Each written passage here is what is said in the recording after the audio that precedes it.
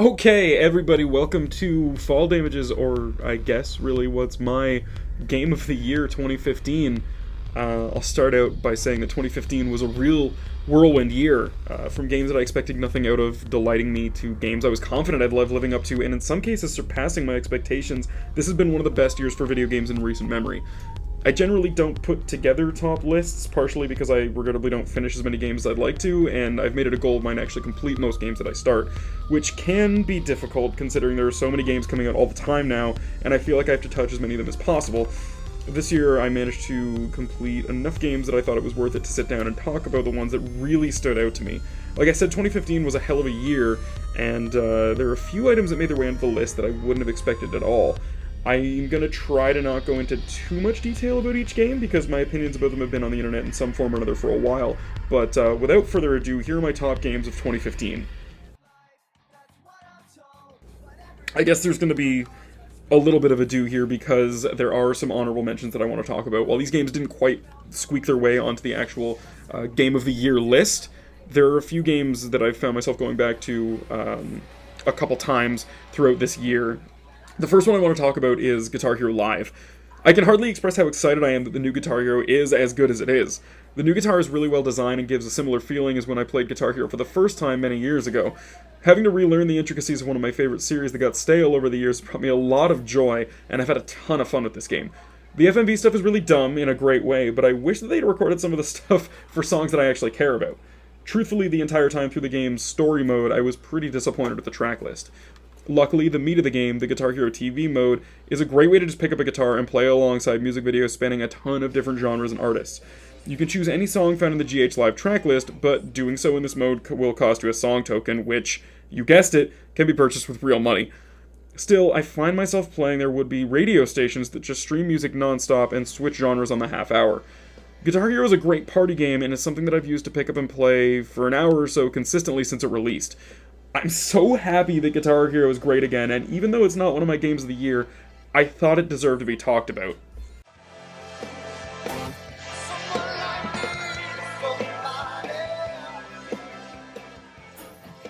I also wanted to talk about Spooky's House of Jump Scares. When I downloaded this game as part of a daily series of horror games for the month of October, I had no idea what to expect.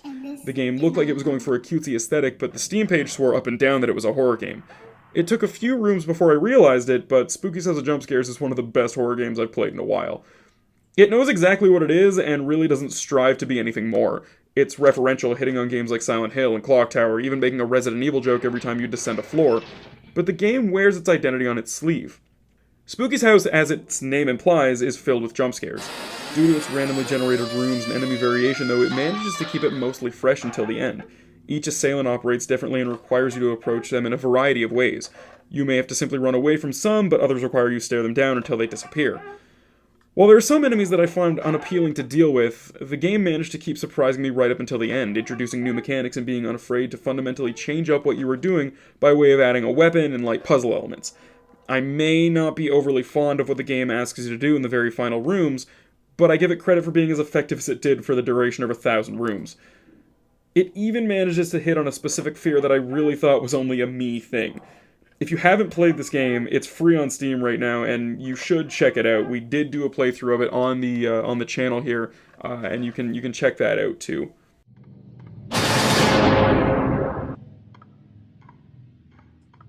Number 10 is Rocket League. I don't like sports games. I don't like racing games either. For some reason, though, when you cram the two of those together, you get one of my favorite games of 2015. Rocket League is one of the best examples of games that surprised and delighted me this year. I had literally zero expectations for this thing, but after playing a couple rounds of it, I was hooked. The game is easy to pick up and score a few goals, but there's enough complexity in the mechanics that those dedicated enough can get good. Really good. I've matched up with a couple of players who've driven circles around me, but the level of control and general sense of speed in the game still made for a good time. On top of this, Psyonix have been continuing to support Rocket League with free content by way of mutators that change the gravity and size of the ball, etc. If you'd told me that one of my favorite games of the year would be a soccer game where you drive cars, I would have called you a damn liar. But here we are. And Rocket League is a very cool game.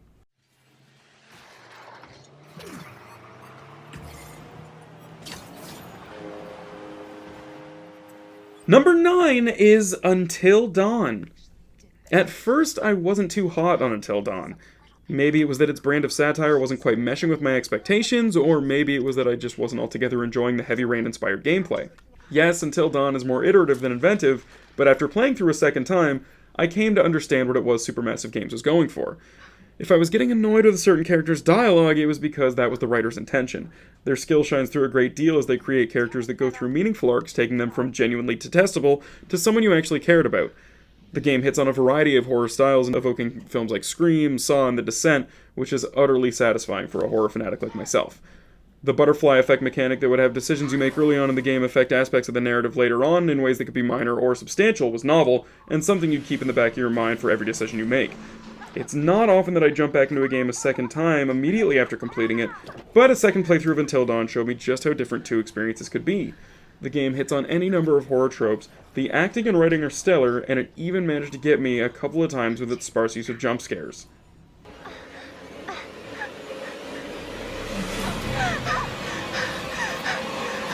I'm so sorry.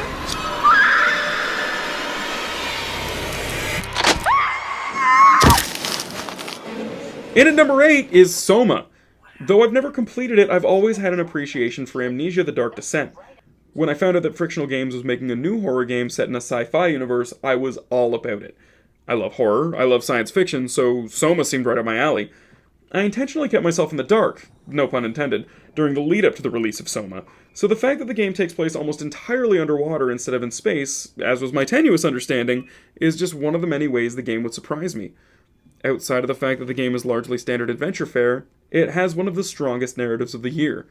You play as Simon Jarrett, a man with a brain injury who undergoes an experimental cranial scan, after which he wakes up in a gothic and derelict facility at the bottom of the ocean. As the game progresses and you learn the history of the facility, the narrative starts to bring up anxieties about what human consciousness means. What makes someone human? Their body? Their mind? The questions the game asks are all very near-future tech anxiety-driven, and the ways it presents them are incredibly effective. Soma is not as pulse-pounding as something like Amnesia, but it has its moments. Mostly it's about making you feel uncomfortable. Uncomfortable with your surroundings, uncomfortable in your decisions, and uncomfortable in your character's fate. Soma's just one of those games that after it was finished, I needed to lie down and think about what had happened.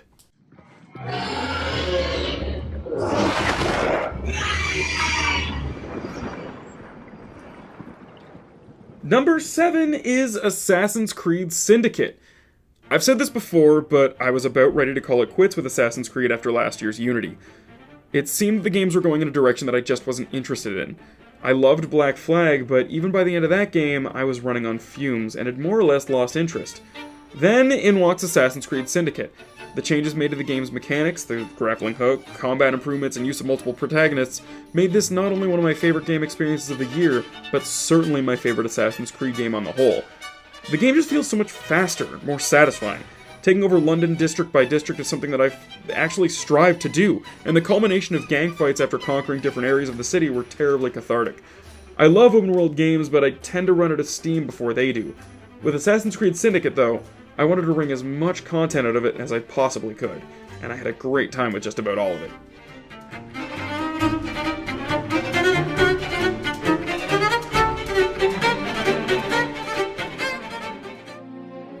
Number 6, Rise of the Tomb Raider. When Tomb Raider was rebooted back in 2013, I was infatuated with it. I wouldn't have called it one of my games of the year, but it was a blast to play, and it scratched that Metroid itch that I get every once in a while. I'm pleased to say that this year's release of Rise of the Tomb Raider adds even more to the experience, refining an already fantastic formula to make one of the best games of 2015. Crystal Dynamics have made a more open environment chock full of side quests to complete and tombs to raid which feel meaningful in that doing so will unlock upgrades and perks for Lara. The story, while a bit derivative, is enjoyable, and characters, especially Lara, feel more fleshed out. It feels like it could have been a script for an Indiana Jones sequel, but the mood is fitting, and it's a lot of fun. The Metroid-style progression is still at play, if more focused on the side stuff, but overall the game just feels better than its predecessor. Not to mention that this game presents you with some of the best-looking environments on consoles.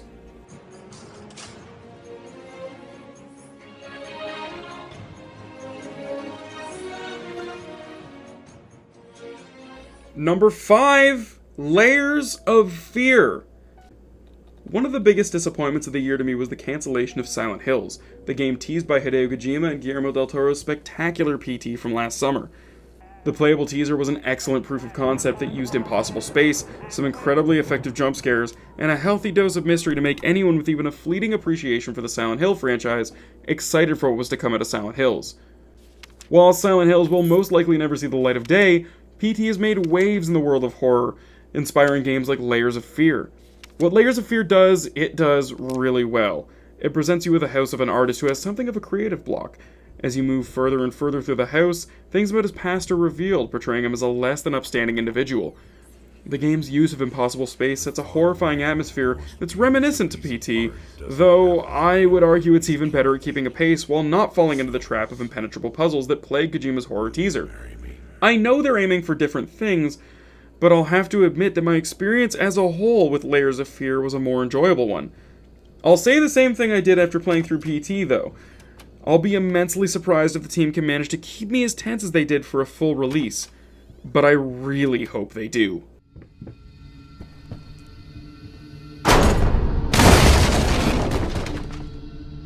Number 4, Mortal Kombat X.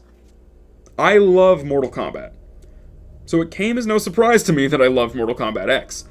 While I have some fundamental issues with their use of microtransactions, there are few games that I've sunk as much time into this year as I have Mortal Kombat X.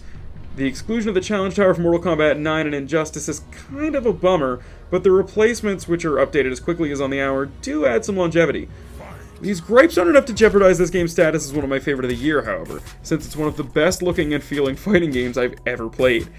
In terms of fighting games that are quickly accessible but have enough depth to pour all your time into discovering the intricacies of a single character, few games do it for me as much as Mortal Kombat. I also have to applaud the team at NetherRealm for crafting an exciting, action movie tier narrative to follow up Mortal Kombat 9, which did basically everything you want from a Mortal Kombat game. It was a Herculean task to make people care about brand new characters of the series, but they were successful. And with the prospect of new DLC to come featuring characters like the Xenomorph from Ridley Scott's Alien, I'm genuinely excited to put even more time into Mortal Kombat X. Who's next? Number 3, Axiom Verge. I feel like I'm always talking about the Metroidvania style of gameplay. I mean, it's probably because I am, but there's just something so incredibly satisfying about returning to a previously impenetrable door and blasting through it with a new item you've acquired. There's a unique pleasure derived from that style of game that you just don't find in many others. Axiom Verge is special, though. It seems to have an aesthetic that was ripped right out of a Metroid NES cart, but it separates itself from that game in so many ways. It's a sci-fi ability-dependent progression platformer, but it subverts your expectations of the genre by giving you weapons that would never be found in a Metroid game. An electric short-range gun that acts more like a melee attack, for example. In addition, the mobility of your character is quite a bit different than in Metroid. It uses familiar mechanics to point you in the right direction, but again subverts your expectations by giving you something different. As someone who adores this style of platformer, Axiom Verge delivered a beautiful and super fun experience with an awesome soundtrack and more H.R. Giger inspiration than you could shake a stick at. The only thing dragging this game down is the main character's dumb hair.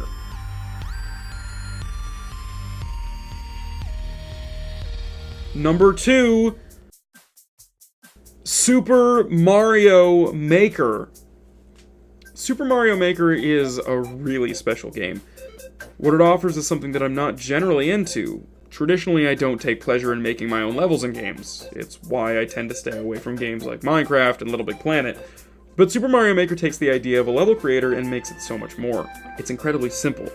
It uses rule sets about items that anyone who's played a Mario game in the past would understand, like feeding a mushroom to a Goomba to make it bigger, which in turn makes the level editor really elegant to use.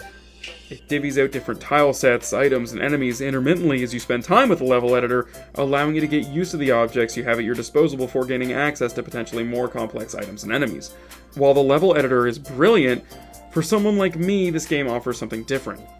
While I may not spend as much time as the next person in the editor, it's almost unbelievable to me that I can pop into a game that offers an overwhelming amount of content for 4 of the greatest platformers of all time, even though I'll spend most of my time in the Super Mario World levels. The creativity of the community has been staggering as well. People aren't just creating traditional Mario levels, they're creating puzzle levels, sadistically difficult levels, and even levels with elements of a story. When I first saw Mario Maker months back in E3 videos, I had no idea what to expect, but having played it, and knowing that I'll return to it for a very long time, I can say with confidence that it's one of the best games of 2015.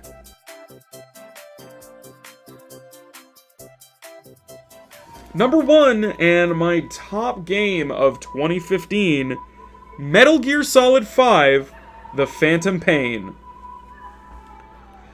There is a lot to say about Metal Gear Solid 5, not the least of which is that it is absolutely the best game I played all year. In our continued series Solid Sunday, we'll eventually get to Metal Gear Solid 5, and I'll have a larger platform to discuss exactly why I love this game so much, but for right now I'll try and be concise. Quite simply, this game had one of the best gameplay loops I have ever experienced. The moment-to-moment action in this game is second to none, and you just about always feel like you're doing the coolest thing imaginable. The game also encourages experimentation in a way that I've just never really seen before. If you can think of a plan to complete a mission, chances are you can execute it, and most of the time, it works. Games have dabbled in letting you choose the way you want to play before, but none of them have been as successful in allowing that as Metal Gear Solid 5. It is almost indescribable how satisfying it is to lay out a plan and have it work out exactly the way you intended. Even when things go wrong, the game is brilliant at letting you adapt to nearly any situation. While the slights against the game regarding its lack of a traditional Metal Gear story are valid, this never bothered me enough to detract from my overall experience. Kojima's brand of wackiness is still here, it just takes a back seat to the game's incredible gameplay. Mind you, when I played the game, I did most of it offline and never dealt with much of the base invasion aspect or the negatively received post-release patches. But the game I sunk a good 80 plus hours into was spectacular. It's one of those games that even though I've completed it, I feel it calling back to me to do more side ops. I have the sneaking suspicion that I haven't wrung as much content out of the game as I possibly could, which in most cases would be somewhat of an annoyance to me. In this case, the game is so much fun that I want to go back and find what I've missed. I want to go back and complete those side missions and unlock new gear. Hell, I wouldn't mind sinking another few dozen hours into the game that I've, for all intents and purposes, completed, simply because I had that great of a time with it. And that is really rare.